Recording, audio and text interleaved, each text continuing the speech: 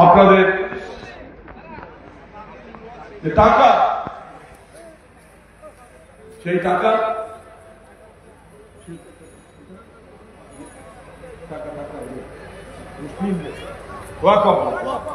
ওয়াকফের টাকা, এটা আজকের ঘটনা না। সেটাকে পার্লামেন্টে আইন করে সবটা তিনি হস্তক্ষেপ করল। এটা করতে পারে? আর যে দিদিমণিকে নিয়ে আপনারা লাফালাফি করেন সংখ্যালঘু ভাই বোনেরা, জ্যোতিবাবু মুখ্যমন্ত্রী ছিলেন, রমজান মাসে আপনাদের ইফতার পার্টিতে যায়নি, বুদ্ধদেব ভট্টাচার্য যায়নি, কংগ্রেস করেছেন সিদ্ধার্থ শঙ্কর রায়, দেখেছেন কোন ইফতার পার্টিতে তাকে যেতে? মমতা ব্যানার্জি নাটক করবার জন্য প্রতি বছর রমজান মাস বিকালে ইফতার গাড়ির থেকে নেমে ইফতার পার্টিতে যোগ দেয়, শাড়ি আঁচল টেনে হাত দুটো বুকের উপর তুলে বিড়বিড় করে কি বলে, আপনারা কতটা বোঝেন আমি জানি না। আপনাদের কোন মঙ্গল তিনি চান না, মুসলমানদের আরো কি করে সর্বনাশ ঘটে তার জন্য তিনি আপনাদের বঞ্চিত করবার জন্য এই ধরনের নাটক করেন। আমাদের সময় তো 30 পঞ্চায়েত ছিল, এখন অনেক প্রধান বেঁচে আছে। তাদের বাড়ি ঘর গিয়ে দেখো, কেউ সবজি বিক্রি করে যারা বেঁচে আছে, কেউ ছোট্ট চায়ের দোকান দিয়ে সংসার চালাচ্ছে, কেউ আজকে টোটো চালাচ্ছে। আর তৃণমূলের প্রধান একবার যদি সুযোগ পান তাহলে ছাদ পেটানো বাড়ি, 4 চাকার গাড়ি, তেলতলা শরীর, কোটি টাকার সম্পত্তি, এটা কি গৌরী সেনের টাকা? গৌরী সেনের টাকা মাথাভাঙ্গা এলাকায় আপনারা তাদের চেনেন না, জানেন না? এখানে পঞ্চায়েত সমিতির সভাপতিকে, কে পঞ্চায়েত সমিতির সভাপতি না বলছি না, আপনারা সকলে জানেন, যার ভয়ে মেয়েরা স্কুলে যেতে পারে না, যার ভয়ে মেয়েরা কলেজ যেতে পারেনি, মমতা ব্যানার্জির আশীর্বাদ ধন্য তিনি হচ্ছেন মাথাভাঙ্গা এই ব্লকের সভাপতি। এই তো চেহারা রাজতন্ত্রের বিরুদ্ধে পরাধীন ভারতবর্ষ। এই তো মেখলিগঞ্জ, উসুল পুকুরি, সেখানে দীনেশ বর্মন রাজ শাসন, প্রজাদের যেভাবে তিনি অত্যাচার করতেন তার বিরুদ্ধে তিনি যুদ্ধ ঘোষণা করে 34 দিন স্বাধীন রাজ্য তিনি ঘোষণা করেছিলেন। 34 দিন ওই রাজা দীনেশ তিনি উসুল পুকুরিতে রাজত্ব করেছিলেন। সেখানে কোন রকম মানুষের উপর নিপীড়ন, মানুষের উপর টাকার জন্য তিনি বন্ধ করেছিলেন। রাজা সেটা মেনে নিতে পারেনি, তাই সৈন্য পাঠিয়ে রাজা দীনেশকে বন্দী করে সেই উসুল পুকুরি আবার রাজার দখলে চলে গেছিল। কিন্তু কুচবিহারে সেই দিন থেকে কুচবিহারের মানুষ তারা যে বুক চিতিয়ে লড়াই করতে পারে, রাজা দীনেশ সেটা শিখিয়েছেন তিনি নিজে রাজা ঘোষণা হওয়ার মধ্য দিয়ে। কুচবিহারের রাজা আন্দোলন, এখানে অনেক বয়স্ক কিশোর আছে, আপনাদের ইতিহাস আছে। পাশাপাশি কুচবিহারে রাজার শাসন, নিপীড়ন, অত্যাচার, এই যে পুলিশে বাড়িতে বাড়ি রায় সাহেব পঞ্চানন, আমরা শ্রদ্ধা করি। তিনি এই রাজার এই শোষণ, নিপীড়ন, অত্যাচার মেনে নিতে পারেন। রাজার বিরুদ্ধে প্রজাদের যুক্ত করে আন্দোলন সংগঠিত করেছিলেন। রাজা প্রজারা গাছ লাগাতে, সে গাছ কাটার অধিকার প্রজাদের ছিল না। রায় সাহেব পঞ্চানন তিনি বলেছেন কেমন তো আইন, প্রজারা গাছ লাগিয়েছে সে গাছ কাটতে পারবে না, রাজার লোক এসে সে গাছ কেটে নিয়ে যাবে। এখানকার যারা আমরা মুন্সি সম্প্রদায়ের মানুষ, আমাদের পরিবারের কেউ যদি মারা যেত আমাদের 30 দিন অসুস্থ থাকতে হতো। একই পরিবারের যদি 3 জন মারা যেত 12 মাসে, তাহলে 3 মাস তার কাজ প্রতীক থাকতো। রায় সাহেব পঞ্চানন বলে যে জিনিস হতে পারে না, অর্থনৈতিক দিক থেকে মানুষ ক্ষতিগ্রস্ত হয়, তাই তিনি উপনয়নের ব্যবস্থা করলেন। এই যে প্রজা দিয়ে বিকৃত করে এই মানুষগুলোকে বলে তোমাদের 13 দিন এখন ওষুধ পালন করতে হবে। তাই রায় সাহেব 55কে কুচবিহারের মানুষ আমরা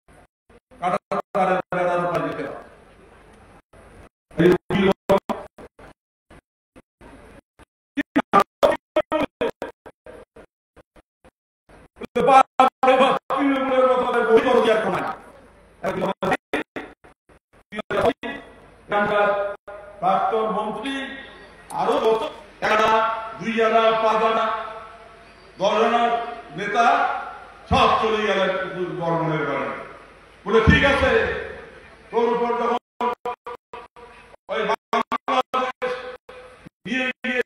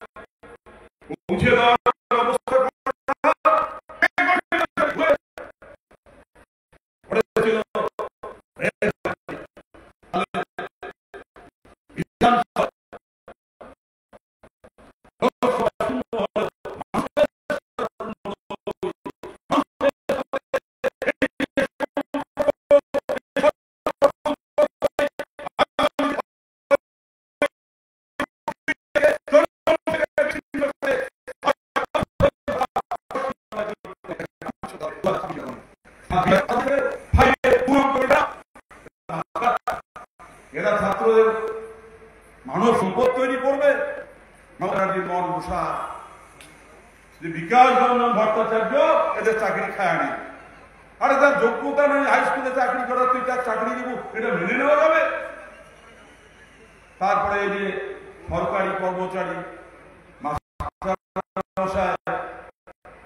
এতদিনে তাদের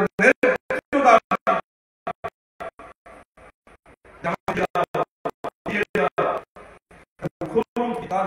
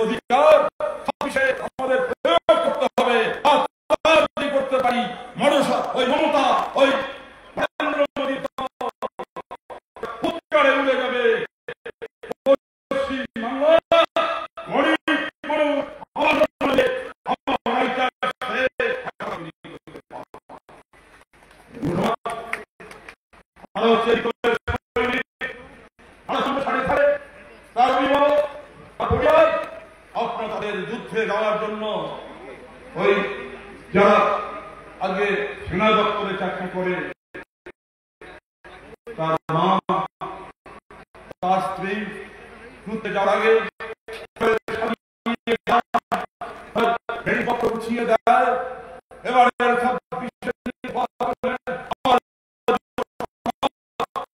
যেভাবে রাস্তায় দাঁড়িয়ে লড়াই করছে, রাস্তায় ওই রণক্ষেত্রে পাঠানোর জন্য পরিবার সেই উত্তর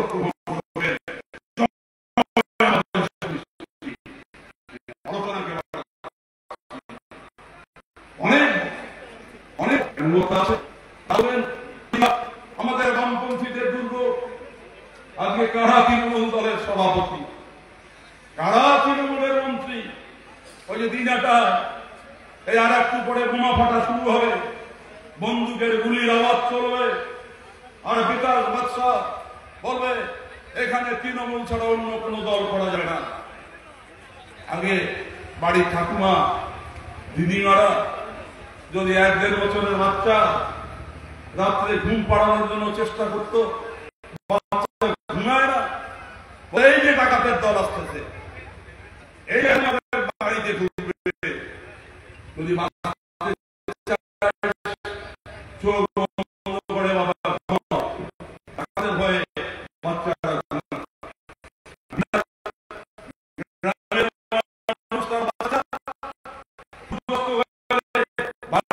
বন্ধ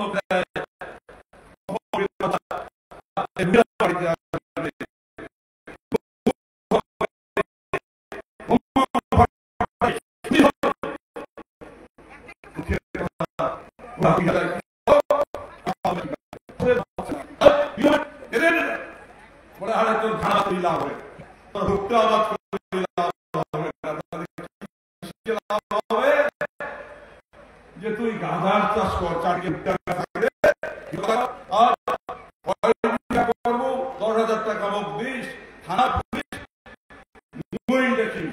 আমাদের কৃষক আজকে ধান উৎপাদন পাহাড় করে গাঁদা চাষের জন্য ছুটছে। কে দায়ী এর জন্য? মমতা ব্যানার্জি আর তার এই যে সাঙ্গ বাঙ্গরা। এটা উপলব্ধি করবেন না? আর যারা খাকি ড্রেস পরে পড়ে থাকে, বসে থাকে ডিউটিতে, এটা গাঁদার চাষ ওরা জানে না কোথায় কত চাষ, কোথায় আফিং এর চাষ। ওরা ওখান থেকে টাকা হাতায়। তৃণমূলের নেতা যদি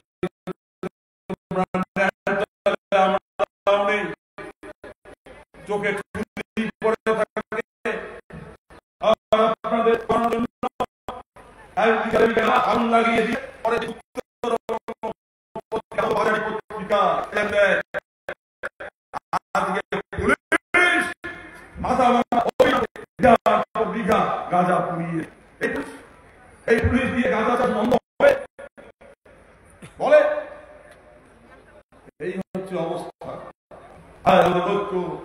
আমাদের সম্প্রীতি আজকে রাষ্ট্র করবার জন্য এখনো সাম্প্রদায়িক তারা তৎপর। এক হচ্ছে আমি নই, এমপি দেখেন না ওই যে সোশ্যাল মিডিয়া এখানে কুচবিহারের রাজার পাগড়ি মাথা। কোন রাজ পরিবারের সন্তান? মাস মানুষকে ঠকিয়ে কোটি কোটি টাকা রোজগার করেছে, 12 জন করে তার সেবাদাসী। আর তার ভোট তৃণমূল পাবে না বিজেপি পাবে। একে মঞ্চে গিয়ে মমতাও বক্তৃতা দেয়, মমতা নামি যায়। তৃণমূলের নেতা নীতিশ প্রামাণিক, নিশীথ প্রামাণিক, যার নামে 14টা ফৌজদারি মামলা, যার জেলে থাকার কথা, উনারও একটা মুক্তি। আর অনন্ত মহারাজ রেট তোলে বিজেপি কয় কোটি দেবে। বিজেপি যদি কয় 50 কোটি, দিদি কয় পাইব না, ভাগিয়ে। আর যদি বিজেপি কয় 40 কোটি, মমতার দালাল যারা তৃণমূলের নেতা কয় 50 কোটি, তাহলে তার কি হচ্ছে? এটা কি হচ্ছে?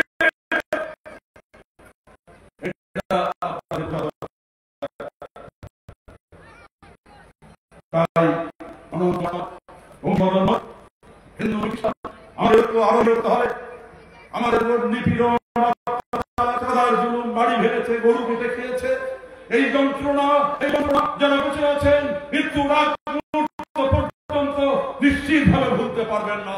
এর বদলা নিতে হবে। এর বদলা দিতে হয় তাহলে একমাত্র রাস্তা হচ্ছে ভারতের গণতান্ত্রিক ডেমোক্রেসি। যারা জীবন বাজি রেখে তৃণমূলের বিরুদ্ধে লড়বে, বিজেপির বিরুদ্ধে লড়বে, আর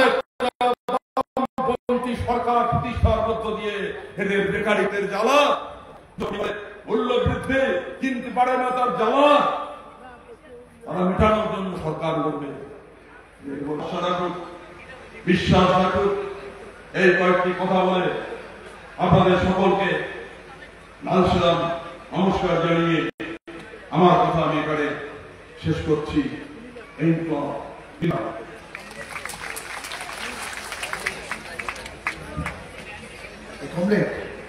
এবারে আপনাদের সামনে বক্তব্য রাখবেন ডিওয়াইএফআই পশ্চিমবঙ্গ রাজ্য কমিটির সভাপতি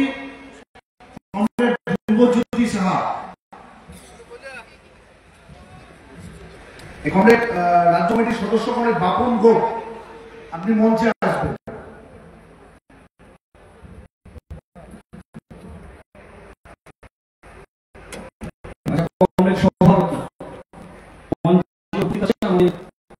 রাজ্যের সম্পাদক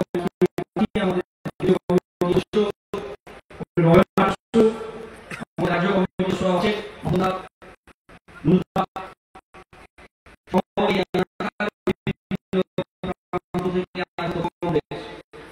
গণতান্ত্রিক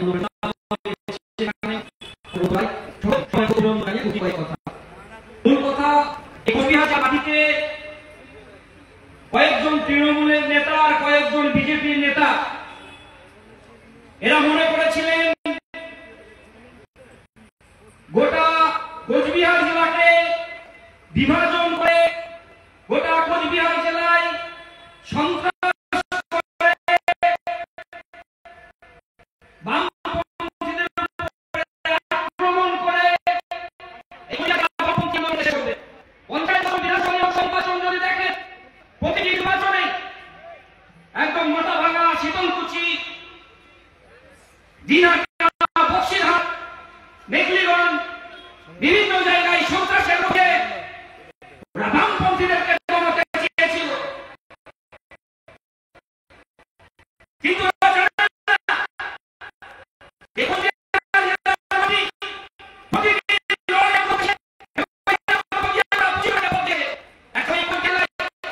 বিচ্ছিন্নতার বিরুদ্ধে লড়াই করে এই জন্য বামপন্থীরা সাধারণ মানুষকে মেরুদণ্ড সোজা হয়ে দাঁড়িয়েছে।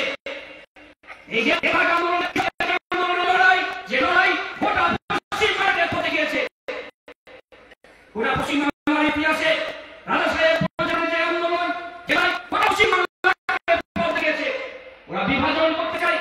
পাহাড়ের সঙ্গে সমতলের সঙ্গে হিন্দি ভাষীর সঙ্গে বাংলা ভাষীর ভাগ করো, বাংলা ভাষীর সঙ্গে রাজবংশীদের ভাগ করো, রংপুরের রাজবংশীদের সঙ্গে এদেশের রাজবংশীরা করো। করতে চায় ভাগ নয়, হোক লুটি রুটি এবং অন্য বস্ত্র বাসস্থানের ভাতের দাবিতে সেই লড়াইকে নিয়ে আমরা ইউএফআই প্রতিদিন লড়ছি। আরো এগিয়ে যেতে হবে। ওরা কি বলছে? দ্বিতীয় আসে একটার পর একটা প্রতিশ্রুতি দিয়ে যায় জীবনে। উত্তরাঞ্চলে আসলে নতুন করে শিল্প উনি কি বলেছিলেন? সরকারের সময় 2003 সালে চকচকায় শিল্প তৈরি হয়েছিল, যেখানে 5000-এর বেশি শ্রমিক কাজ করত। আজকে চকচকা শিল্প ভুগছে, 1000-1500 শ্রমিক সেখানে কাজ পাচ্ছে না। দিদিমণি কি বলেছিলেন? কোচবিহারের হেরিটেজ শহর তৈরি করবেন। কোথায় হেরিটেজ শহরে? দিদিমণি গত বছর বলেছেন যে 2টি নতুন করে উনি নাকি শিল্প তালুক তৈরি করবেন। এবছর বলেছেন 3টি শিল্প তালুক তৈরি করবেন। কিন্তু কৃষি প্রধান জেলা, কৃষি ভিত্তিক শিল্প করা প্রয়োজন, সেই শিল্পের কথা দিদিমণির মুখে শুনতে পাবেন না। পাবেন কি করে? শিল্প মানুষের জন্য বাড়ির টাকা আসছে, তৃণমূলের নেতারা টাকা লুট করে খেয়ে নিচ্ছে, একই পরিবারের স্বামী স্ত্রীকে আত্মহত্যা করতে হচ্ছে। শিল্পমলের এখন মানুষ তৃণমূল বিজেপির বিরুদ্ধে রুখে দাঁড়াবেন না, লড়াই এগিয়ে আসবেন না। বিএসএফ এলাকায় অত্যাচার শুরু করেছে যারা মনে রাখবেন, যে এলাকা দিয়ে বর্ডার এলাকা 100 মিটারের মধ্যে আমার বাংলার জমি আছে, কৃষকরা চাষ করতে যাবে, চাষ করার হাতে তৃণমূল বিজেপি কোনো কথা বলছে না। এখনো চুপ করে বসে থাকলে হবে না, লড়াইটাকে এগিয়ে নিয়ে যেতে হবে। এগিয়ে নিয়ে যাবেন এই কারণেই, কারণ গোটা পশ্চিম বাংলায় সাধারণ মানুষের কাছে আমরা এই বার্তা দিচ্ছি, যারা ভাগ করতে চাইছে হিন্দু মুসলিমের মধ্যে, যারা হক রুটি রুজি অন্য বস্ত্র বাসস্থানের ইস্যুকে আসল এজেন্ডাকে যারা লুকিয়ে রেখে নকল এজেন্ডাকে মানুষের সামনে খাড়া করতে চাইছে, তাই আমরা বলছি এই গোটা পশ্চিম বাংলার করে কৃষি ভিত্তিক শিল্প তৈরি করতে হবে। পশ্চিম বাংলার আজকে গোটা কোচবিহার জেলার যে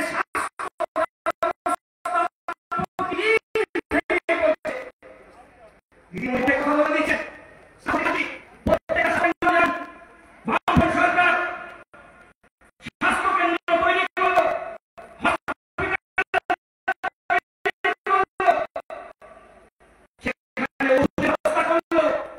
দিদি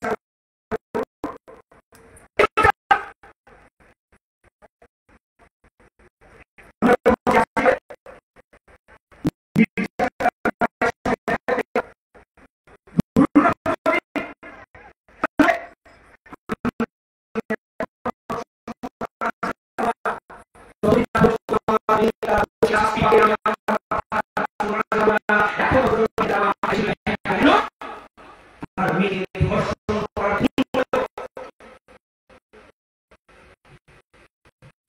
যে মেয়ের সঙ্গে 8 ঘন্টা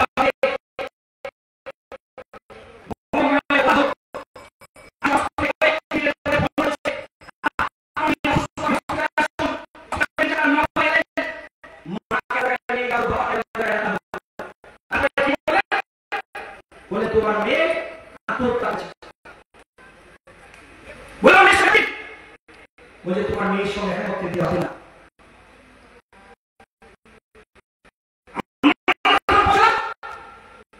আমরা বললাম পরিবারের লোকের সঙ্গে দেখা করবো,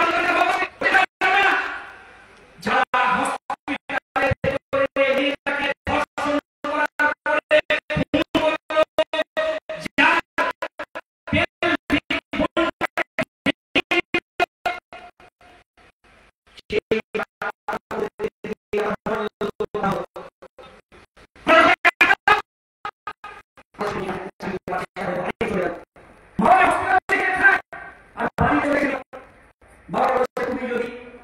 তোমার মেয়ে শেষ দেখা দেখতে চাও তাহলে থানা থেকে বাড়িতে যাও। বাড়িতে যখন যাচ্ছে তখন সঙ্গে সঙ্গে তৃণমূলের নেতারা সে মেয়েটাকে তুলে নিয়ে চলে গেল কোথায়? শ্মশানে। সেই টাকা বাবা দিতে পারলো না, কিন্তু দাদা টাকা দিয়ে মেয়েটাকে পুড়িয়ে ছাই করে দিল। তার মা বলছে পর পর 2 বছর আমার বাড়িতে দুর্গা পুজো হয়েছে, আমার বাড়িতে আবার দুর্গা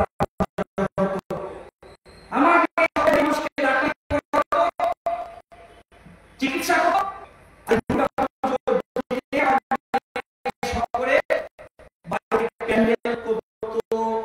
বাড়িতে আলো হতো, মানুষ হতো, সেটা চিকিৎসা হতো, সেখানে দুর্গা পূজা হতো, প্রতিমা আসতো। পরপর 2 বছর হলো, কিন্তু 2 বছর সপ্তমী দিন বাড়িতে প্যান্ডেল হলো, বাড়িতে আলো হলো, কিন্তু প্রতিমা এলো না। তার মাকে বাবাকে মেয়ের বিচারের দাবিতে মাকে বাবাকে অবস্থানে বসতে হলো। সপ্তমী প্রতি এই যে আমার পশ্চিম বাংলা, যেখানে মা বোনদেরকে বিচার হয় না।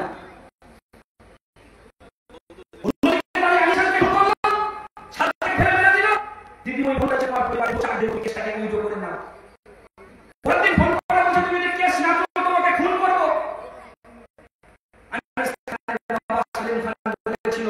আমি তৃণমূলের আমি আমার শিক্ষা বিক্রি করেছি, আমি আমার শিক্ষা বিক্রি করবো না। এখন সেই বাংলা প্রকৃতি মাকে বাবাকে ওই নির্যাতিতার মা বাবা বাবা হয়ে মাথা উঁচু করে অধিকার তৈরি করতে হবে। আর সেই সব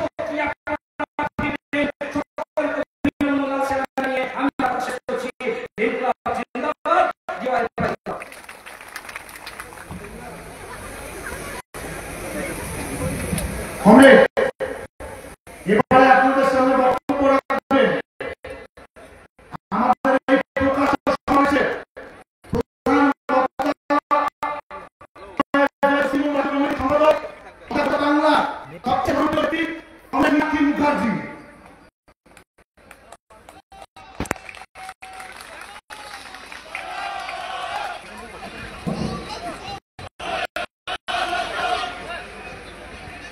সাথী সভাপতি মন্ডল সংগঠনের বর্তমান এবং প্রাক্তন নেতৃত্বরা,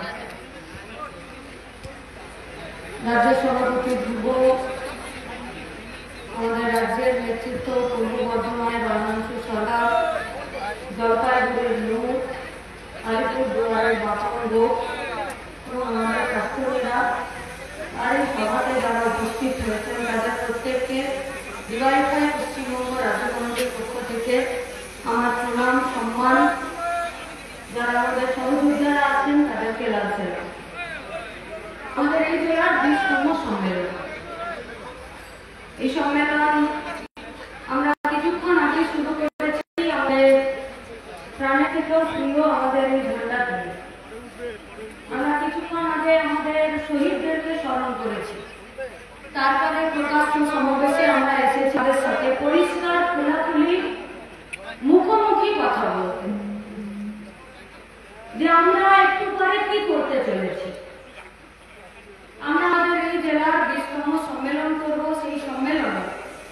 21 সাল থেকে শুরু করে এই 25 সাল পর্যন্ত এই গোটা কুচবিহার জেলাতে কাজের দাবিতে, শিক্ষার দাবিতে, রুটির প্রশ্নে, দেশকে এক রাখার প্রশ্নে, রাজ্যটাকে বাঁচানোর প্রশ্নে আমরা কি করতে পেরেছি, কোথায় আমাদের সাফল্য, কোথায় আমাদের ত্রুটি।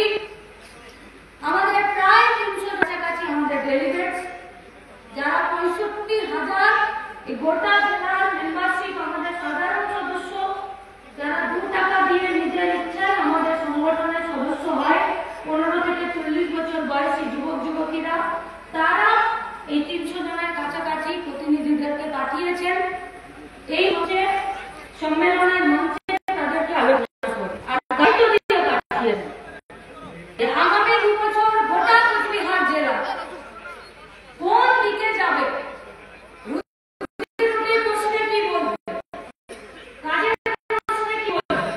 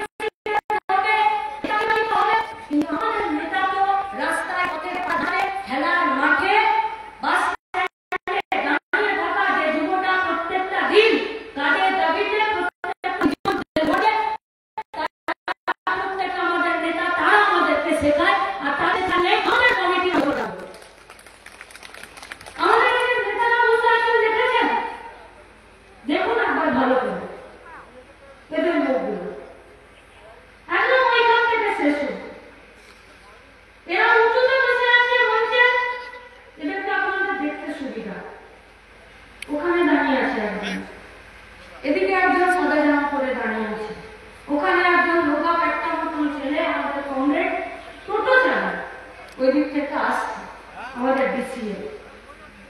এদের নাম কেন বলছি জানেন? কেউ পঞ্চায়েতের ভোটে নিজের আত্মীয়কে খুন হতে দেখেছে চোখের সামনে, ঝান্ডাটা কান থেকে নামায়নি। দিনাটা হোক, শীতলকুচি হোক, মাথাভাঙা হোক, কোচবিহার শহর হোক, পুলিশ হোক, তৃণমূলের গুন্ডা হোক, বিজেপির সাধুর বেশে চড়বে হোক, তাদের চোখ রাঙানির কাছে আমাদের কমরেডরা নিজেদের চোখটা নিচে নামায়নি, মাথা উঁচু করে লড়ে যাচ্ছে, তারা বসে আছে মঞ্চে। ইনসাফ যাত্রা প্রচার করতে বেরিয়েছে যে কোচবিহার থেকে কলকাতা পর্যন্ত 50টা দিন ডিভাইড ফাইট, কাজের দাবিতে, দুর্নীতি রাজের বিরুদ্ধে, দুষ্কৃতি রাজের বিরুদ্ধে, দেশকে বাঁচাতে, রাজ্যকে বাঁচাতে প্রচার করছে। উত্তরকন্যা অভিযান, রমজানের মাস, রোদ ওঠার আগে টোটো বের করেছে, সেই টোটোকে ভেঙে দিয়েছে, টোটো রিপেয়ার করেছে, ফিরে মাইক লাগিয়েছে, ফিরে ঝান্ডা লাগিয়েছে, কিন্তু ফিরে উত্তরকন্যা অভিযান আর ইনসাফ যাত্রারই প্রচার করেছে।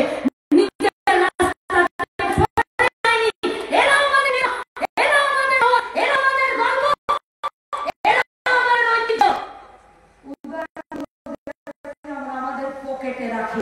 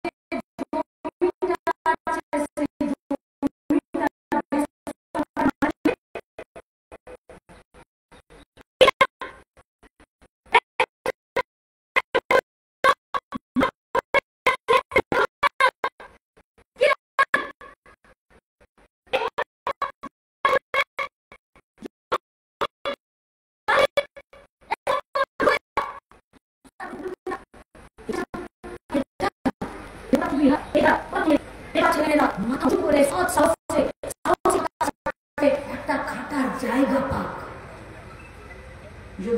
পশ্চিমবঙ্গের বেকার ছেলে মেয়েরা, যুবকরা, তারা খাটার সব মাথা উঁচু করে জায়গা পাক, তাহলে আপনি চান আপনার আর যদি চান যে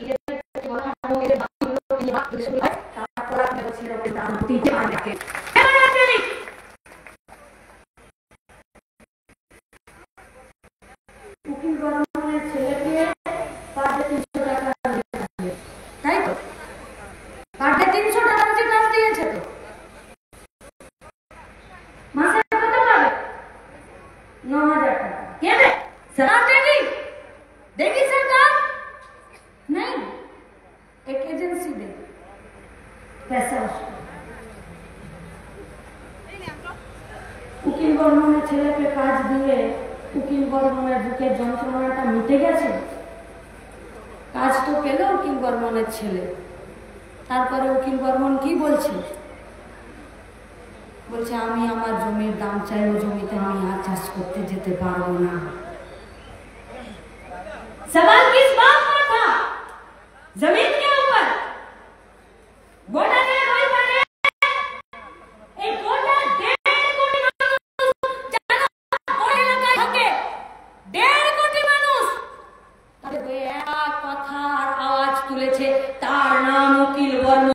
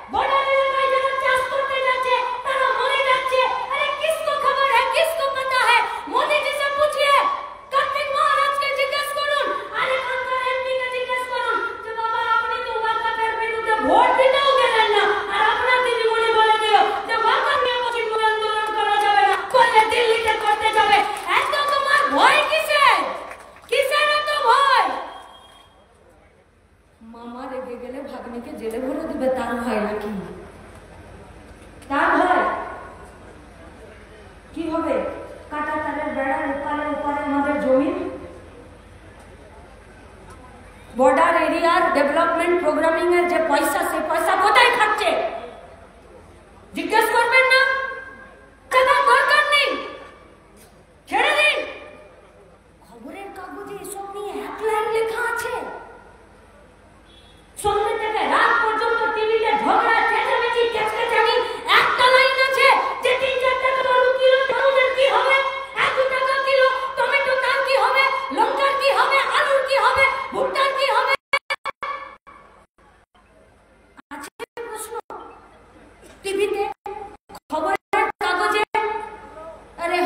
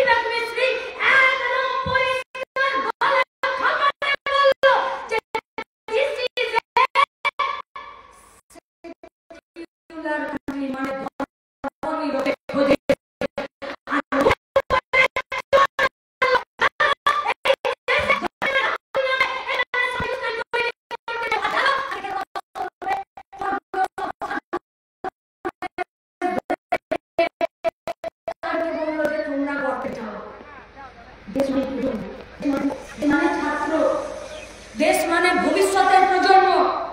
কোন দিকে যাবে দেশ তার কথা, কোন দিকে যাবে? রেলে শূন্য পথ, প্রত্যেকটা দিন কাজের জায়গা কমছে, হোশ নেই সরকারের। बेच देना है रेलवे, हर दिन हर स्टेशन नए सिरे से बनाया जाना है, लेकिन रेल स्टेशन के अंदर जो हॉकर लोग हैं उन लोगों को कुछ भी चीज आज बेचने का अधिकार नहीं है। इस स्टेशन का मालिक कौन होगा? अंबानी और अडानी होगा। LIC जिसका पैसा से एक ब्रिज गुलो তৈরি হচ্ছে আপনার কোচবিহারে, বর্ডারে যারা গেছে টেম্পারেচারে গরমের মধ্যে দাঁড়িয়ে দেশকে রক্ষা করতে আসছে। এই LIC যার পয়সাতে বাচ্চাদের খাবার আসে,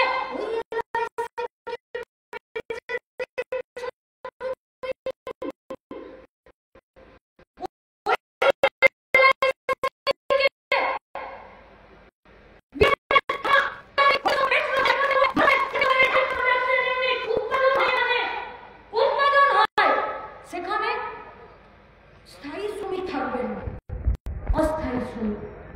5,000, 9,000, 10,000 টাকা বেতন, সংসার চলে? চলে সংসার? চাল আজকে 30, 32, 50, 70 টাকা কিলো, চাল কেনার মূল্য হচ্ছে না। ইলেকট্রিক বিল, স্মার্ট মিটার বসানোর জন্য রেল এই ইলেকট্রিক বোর্ড জোর জবরদস্তি করছে। जानना है एक बार सबाई मिले, जो लोग तृणमूल में है, जो लोग भाजपा में है, जो लोग RSS करता है, যারা কার্তিক মহারাজের সঙ্গে ঘুরে বেড়াচ্ছেন, যারা উদয়পুরের সঙ্গে ঘুরে বেড়াচ্ছেন, আমরা তাদেরকে জিজ্ঞেস করছি, যদি দম আছে নিজেদের পার্টি অফিসে গিয়ে আরেকবার কথা বলুন যে ইলেকট্রিক ডিপার্টমেন্টে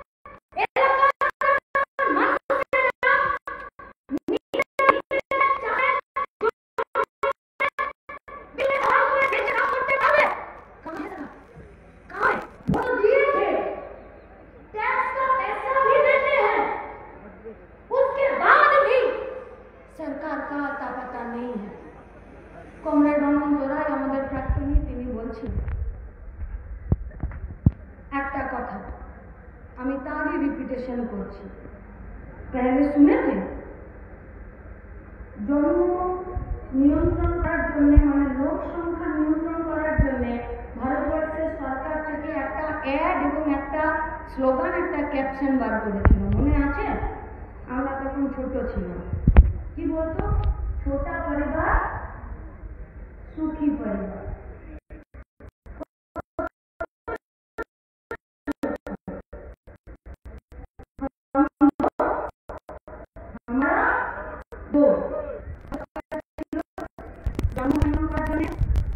পরিবার নিয়ন্ত্রণ করার জন্য সংখ্যা কমানোর জন্য ঠিক ওই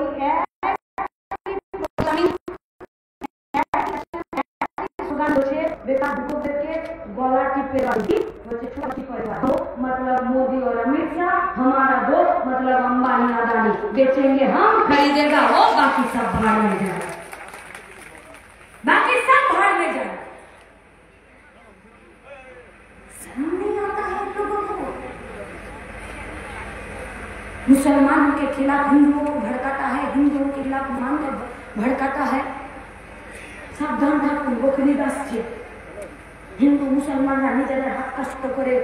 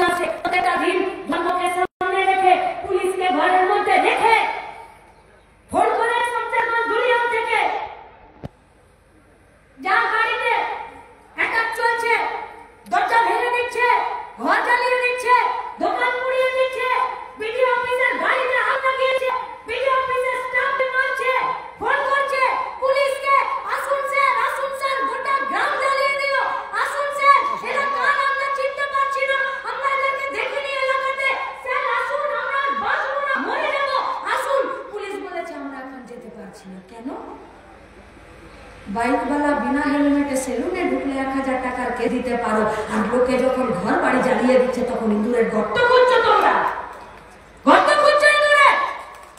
এইটা পুলিশ, এইটা খেয়ে খেয়ে তো এত ঘুরি বাড়ি আছে যে বউ প্রতিদিন গালি দিচ্ছে যে কত বোতাম সেলাই করবো, রোজ ছিঁড়ে যাচ্ছে।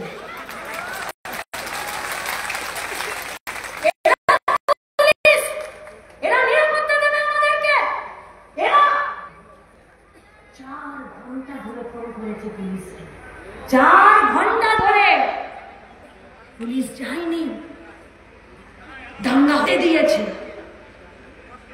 जाएनी पुलिस, दुकान पूरे शेष होते दिए जाएनी पुलिस, बापेटाके कोप मेरे मेरे एकदम भाला भाला करे केटे फेरे मेरे রেখে দিয়েছে, जाएनी पुलिस। अरे अगर ये बाई महाराज का सरकार होता, यदि पश्चिमबंगेर विधानसभाते लाल झंडा ज्योति बसु बुद्धदेव भट्टाचार्य থাকতো না, तो किसी का लाल का हिम्मत नहीं होता कि धर्म के नाम पर हमारे गांवे हमारे पाड़ाते केউ এসে আগুন লাগিয়ে দেবে। আমাদের সংগঠনের কাজের জন্য, শিল্পের জন্য, বেকার ছেলে মেয়েদের জন্য এই পশ্চিমবঙ্গে গোটা ভারতবর্ষে একটা নতুন দেশ তৈরি করার একটা রাজ্য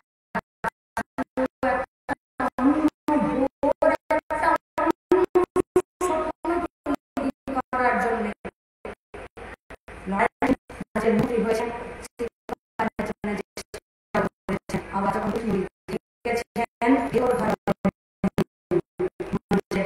প্রকাশ্য হয়েছে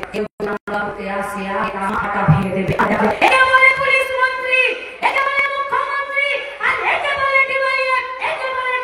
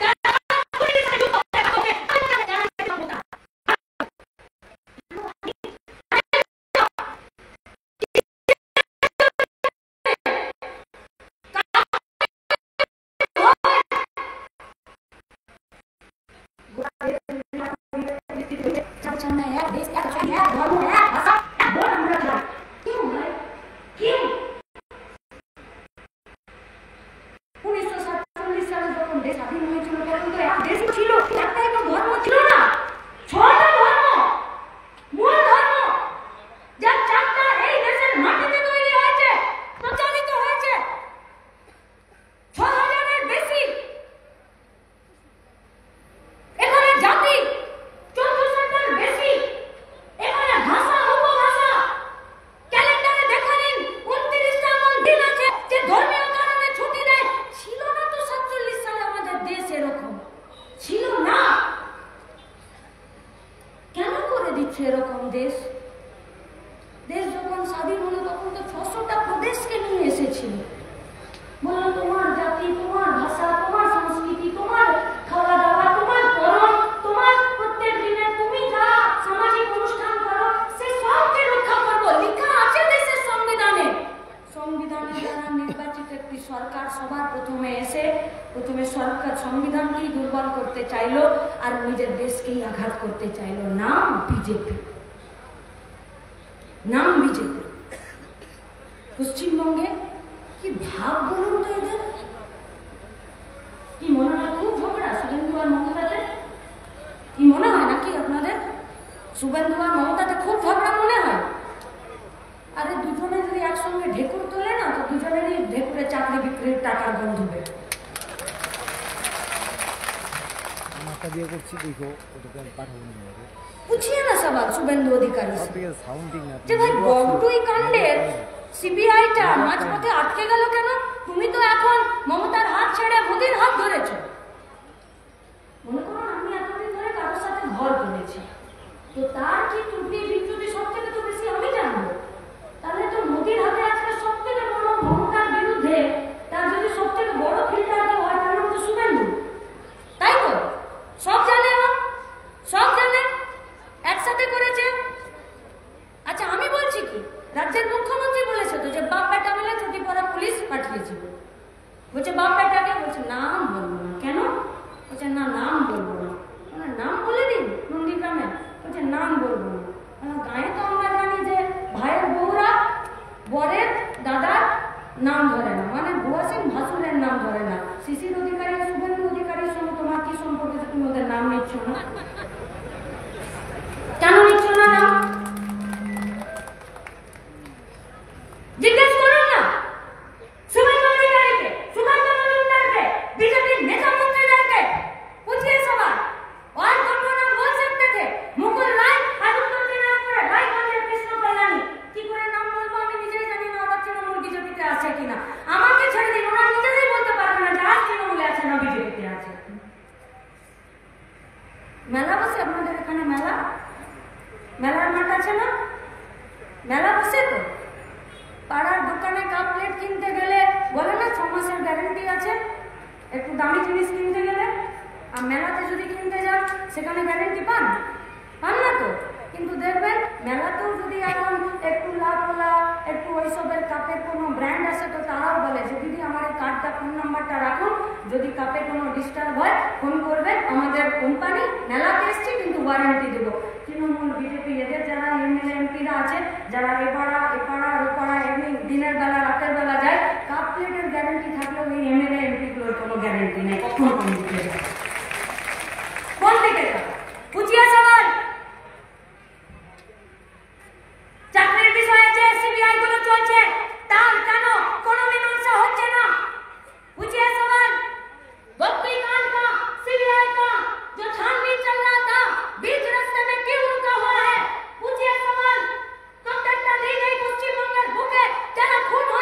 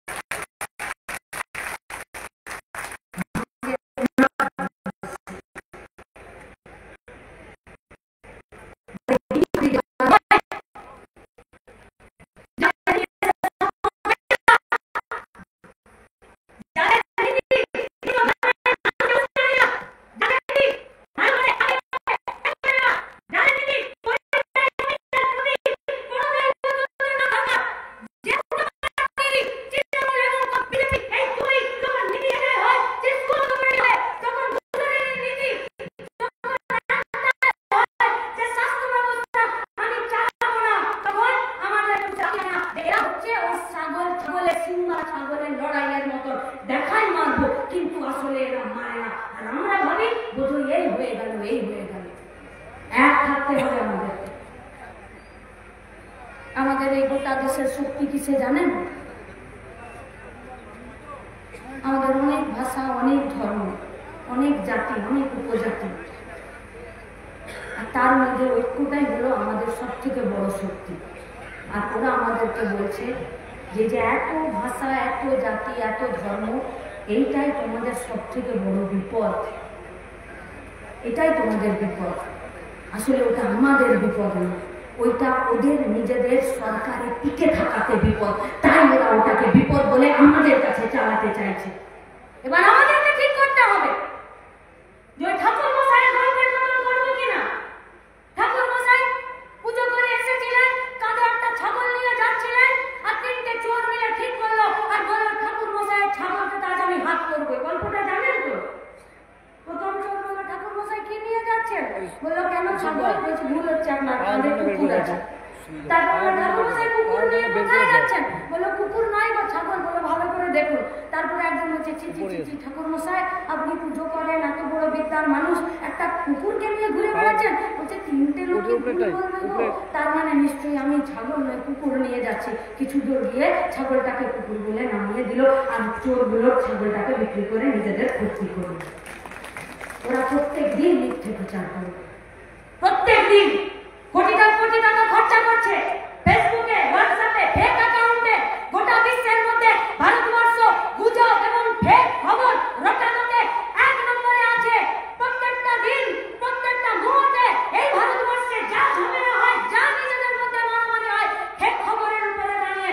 তাই আমরা যুবরা, যারা দেশের মেরুদণ্ড, জাতির মেরুদণ্ড, ভবিষ্যতের প্রজন্ম, ছাত্ররা, আমরা আপনাদেরকে বলছি ঠাকুর মশাই হতে যাবেন। पहले इस्तेमाल करे फिर विश्वास करे। আমি আপনাদেরকে কয়েকটা নাম বলবো, আমাকে এই নামগুলো একটু শুনে বলুন তো। আচ্ছা, দেউচড়াইয়ের নাম শুনেছেন? কোচবিহারে নাকরাজান, পেটলা আদাবাড়ি শুনেছেন? ওখরাবাড়ি, শালবাড়ি, আঙ্গুজাকা, পাড়ডুবি, পুটিমারি, ফুলেশ্বরী, চিলকিরহাট, অশোকাবাড়ি, পাখিহাগা শুনেছেন? এগুলো কিসের নাম গো? হ্যাঁ, এগুলো সব গ্রাম পঞ্চায়েতের প্রাইমারি হেলথ সেন্টারের নাম। এই কোচবিহারে সব কটা হেলথ সেন্টারের যে অন্তর বিভাগগুলো আছে সেই বিভাগগুলো বন্ধ, ওষুধ পাওয়া যায় না। আউটডোরে যে ডাক্তার দেখে সেখানে ডাক্তার নেই, ফার্মাসিস্টরা ডাক্তার দেখে। কোথাও কোথাও তো গেটের তালাই খুলে না। প্রত্যেক দিন এই কোচবিহারের 40,000 মানুষ প্রাথমিক স্বাস্থ্য না পেয়ে কলকাতার দিকে রওনা হয় বিভিন্ন ট্রেনগুলোতে। গেলে এলে বোঝা যায় সাধারণ মানুষ কম, রোগী বেশি। কারা যেতে পারে? যাদের পকেটে ট্রেনের টিকিটের কাটার মতন পয়সা থাকে তারা। যারা কলকাতার দিকে স্বাস্থ্য পরিষেবা নিতে পারে, শিলিগুড়ি যেতে পারে, জলপাইগুড়ি যেতে পারে তারা। তাহলে এতগুলো নামের হেলথ সেন্টার কোচবিহারে যেগুলো প্রতিদিন ঢুকছে, সেই কোচবিহারের হেলথ সেন্টারগুলো নিয়ে আমাদের বিডিও, আমাদের সভাপতি, আমাদের সভাধিপতি, আমাদের বিএম, আমাদের এসপি, এদের ভূমিকা কোথায়? আমাদের পুলিশ, এদের ভূমিকা কোথায়? খেতে পাবে না, শিক্ষা পাবে না, আবাস যোজনার ঘর লুট হবে, 100 দিনের কাজ থাকবে না, আর যদি রোগ হয় তো তারও ট্রিটমেন্ট হবে না। আর এরা বলবে যে আমরা প্রশাসনিক মিটিং করছি, এরা বলবে যে আমরা এই ভারতবর্ষের বিশ্বগুরু বিজেপি, এরা বলবে যে আমরা পশ্চিমবঙ্গকে, ভারতবর্ষকে 1 নম্বর জায়গায় নিয়ে যেতে চাইছি। এরা আমরা ডিওয়াইএফআইয়ের এই 20তম জেলা সম্মেলন থেকে আমরা এই কথাগুলোই আপনাদেরকে বলতে চাইছি। আমাদের স্কুলগুলো শূন্যপদ, টিচাররা বিকাশ ভবনের বাইরে দাঁড়িয়ে আছে, মার খাচ্ছে প্রত্যেকটা দিন। সরকার ঘুষ না নিলে কেউ ঘুষ দিতে যেত না। আমি পরীক্ষা দিতে পারিনি, সাদা খাতা জমা দিয়েছি, তুমি আমাকে ফেল করিয়ে দিতে পারতে। তুমি পাস করিয়েছো বলেই তো দুর্নীতি হলো। তুমি র্যাঙ্ক জাম্প করিয়ে দিয়েছো বলেই তো দুর্নীতি হলো। তুমি আমার কাছে ঘুষের টাকা নিয়েছো বলেই তো আমি ঘুষের টাকা দিলাম। তুমি যদি ঘুষের টাকা নেওয়ার কাউন্টার বন্ধ রাখতে, তুমি সাদা খাতা জমা দেওয়া ছেলেটিকে মেয়েটিকে ফেল করিয়ে দিতে, তুমি যদি কম নাম্বার পাওয়া ছেলেটিকে মেয়েটিকে শেষে রাখতে, আর বেশি নম্বর পাওয়া ছেলেটিকে মেয়েটিকে সামনে রেখে চাকরি দিতে, আজকে 26,000-এর চাকরি যেত চাকরি।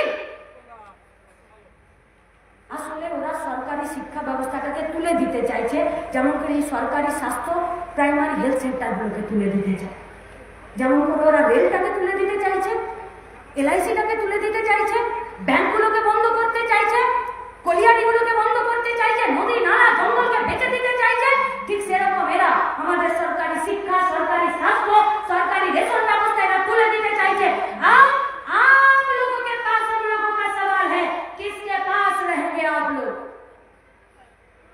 তৃণমূল বিজেপির দিকে, নাকি এই মঞ্চে যারা কেস খেয়ে, মার খেয়ে, জেল খেটে, পিঠে অসংখ্য পুলিশের লাঠির দাগ নিয়ে প্রত্যেকটা দিন সাদা ঝান্ডাটাকে নামতে দেয়নি, ভেতর ঘরেও যা কথা বলে বাইরের ঘরেও একই কথা বলছে। আমাদের হাতির দাঁত নয়, দেখানোর জন্য এক আর খাবার জন্য এক, আমাদের কথা এক, আমাদের লড়াই এক, আর সেই লড়াইয়ের একটাই মাত্র দিক হলো, যেটা হলো সবার জন্য কাজ, সবার জন্য শিক্ষা। আমি আমার কথাকে শেষ করতে চাইছি। যারা এখানে এসেছেন আমাদের এই সভা থেকে আমরা বলছি, আমাদের কাছে এখন মূল যেটা আমাদের সম্পদ, দেশকে এক রাখার সাহস। আর তৃণমূল বিজেপি এরা কিছু নিজেদের বলছিল, কমরেড অনন্ত রায়, যে 2 পয়সা 5 পয়সা সব ফুটো মস্তান, এইসব ফুটো মস্তানদের মাথায় পুলিশ আর সিভিকগুলো ছাতা ধরে আছে, তার ফুটো মস্তানরা কেউ 56 ইঞ্চি ছাতি দেখাচ্ছে, আর কেউ পিসির ভাইপো হয়ে এলাকায় নিজেদের তাণ্ডব নাচিয়ে বেড়াচ্ছে। পুলিশকে বলছি, ছাতাটা বন্ধ করে দিন, এদেরকে আপনাদের বিনা ছাতাতে রাস্তায় এসে দাঁড়াতে বলুন, তারপরে বোঝা যাবে কার কত জোর আছে, কার কত জোর আছে। পুলিশদেরকে বলছি, সাবধান হয়ে যান, এই সরকার বেশি দিন টিকবে না। আর সরকার যদি না টেকে, আপনার দুর্নীতি আর মানুষকে হয়রান করার সব ব্ল্যাক লিস্টের তালিকা আমাদের কাছেও আছে। সেদিন কিন্তু পাবলিকের মার থেকে কেউ বাঁচবে না, সবাইকে কিন্তু রাস্তায় এসে নিজের করা অপরাধের দায় নিতে হবে। আর সিভিকদেরকে বলছি, ভাই প্রতিবার বেরো না, ধরে পড়ে যাবে। তোমার না আছে পার্মানেন্ট চাকরি, না তোমার চাকরির কোনো নিয়োগপত্র ঠিকঠাক, না তোমার বেতন, না তোমার পেনশন। চাকরি গেলে বা রিটায়ার হলে ওই তো কটা টাকা পাবে। এখন তো একবার পেটে ব্যথা হলে আলট্রাসোনোগ্রাফি করাতে গেলে 2400 টাকা উড়ে যায়। এই যে তোমাদেরকে হাতে ডান দিয়ে রাস্তায় ছেড়ে দিয়েছে না, এখন টোটো চালক, মোটরসাইকেল থেকে শুরু করে ট্রাক, বাস, গাড়ি দাঁড় করিয়ে 10 টাকা আর 100 টাকা আর 500 টাকা গান্ধীজি না দেখলে আপনাদের ঘুম আসছে না। আমরা বলছি এই অভ্যাস থেকে নিজেরা সরে এসো, ভাই সরে এসো। নিজেদেরকে IAS আর IPS এর বাপ বেটা ভেবো না, একদম ভেবো না। দিদিমণি কিন্তু বিপদে পড়লে একটা সিভিককে বলির পাঠা করে দিচ্ছে, সেটা আমিষ হোক আর আর্জি করবো, তোমাকে কিন্তু দিদিমণি ভালোবাসে না, বলির পাঠা হিসাবে কাঁঠাল পাতা তোমাকে খাওয়াচ্ছে। তাই সাধারণ মানুষের কাছে আমাদের আবেদন, কাজের দাবিতে, শিক্ষার দাবিতে লড়াই, গোটা দুনিয়া জুড়ে এই সমাজ বদলের লড়াই, সমাজতন্ত্র গঠনের লড়াই, দেশকে এক রাখার লড়াই, ভারতবর্ষের নামে শুধুমাত্র দেশকে নয় দেশের মানুষকে বাঁচিয়ে রাখার লড়াই। আর সেই লড়াই আমরা জিতবো তখনই যখন আমরা এক থাকবো। মঞ্চের উপর থেকে মঞ্চের নিচে আমাদের সাহসী, সংগ্রামী এবং লড়াকু সৈনিকরা আছে। আমরা জানি এই সম্মেলনে আমাদের সৈনিক কমরেডরা, আমাদের লড়াকু কমরেডরা, আর এই মাঠের মধ্যে যারা আমাদের সমাবেশে এসেছেন, সেই লড়াকু সংগ্রামী মানুষের কাছে আমাদের নির্দিষ্ট করে প্রত্যাশা এবং আমরা আশা রাখি, আমাদেরকে আপনারা জেতাবেন, এই দেশকে জেতাবেন। কোচবিহার